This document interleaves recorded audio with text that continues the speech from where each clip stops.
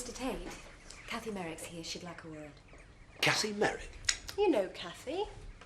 Do I? Of course you do. She's a tenant, isn't she? Oh, yes, she's got a couple of acres. I asked her over.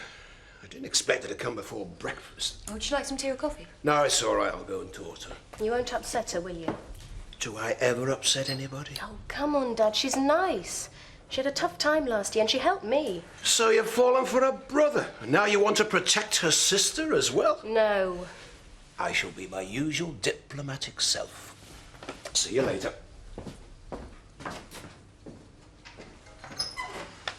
Why should he upset her? Oh, you know what he's like.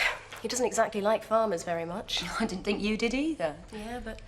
well, she's different. I wish I was like her. Doing a proper day's work, achieving something.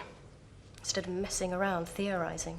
You'll earn a lot more when you qualify than Kathy Merrick ever will. Oh, I know. It's not fair, is it? Of course it's fair. You've got a better brain than she has. Yes? Well, what good's it going to do me? 5 years at university, letters after my name. I'm going to end up in some cosy little practice treating people's pet poodles for obesity. It's disgusting.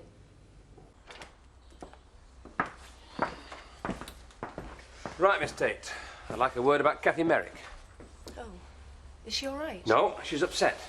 I asked you quite clearly not to bother her with your research. She didn't mind at all. Honestly, she talked to me quite happily. Because she's too polite to say anything else. And far too polite to show how upset she was. She wasn't upset. She lost her husband not 6 months ago. And a baby before that. But I don't suppose that means much to you, does it? Of course it does. That's why I wanted to talk to her.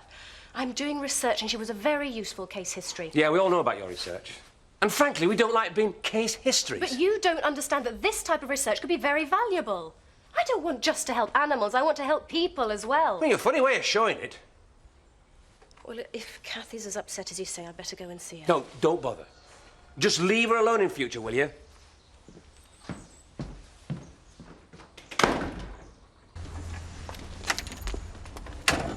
That guy ought to learn to drive. Should learn not to be pig-headed, too. What? Don't they realise that what I'm trying to do is help them? I get no support from the farming community. Nobody around here is interested except Kathy, maybe. If I can't do my research properly, then there's no point. Zoe, you can't just quit. Not now. And what about your course? There is no point. I've had enough. I'm not going back to university. Right, now, what can I get for you, ladies and gentlemen? Do you know, I wish I'd never got involved with this rubbish cat. Sorry, can I have a word? Yeah, Yeah, of course. I just wanted to apologise. Oh, I didn't think you were that upset, but obviously you are. Well, it hasn't really sunk in yet. I certainly didn't mean to upset you.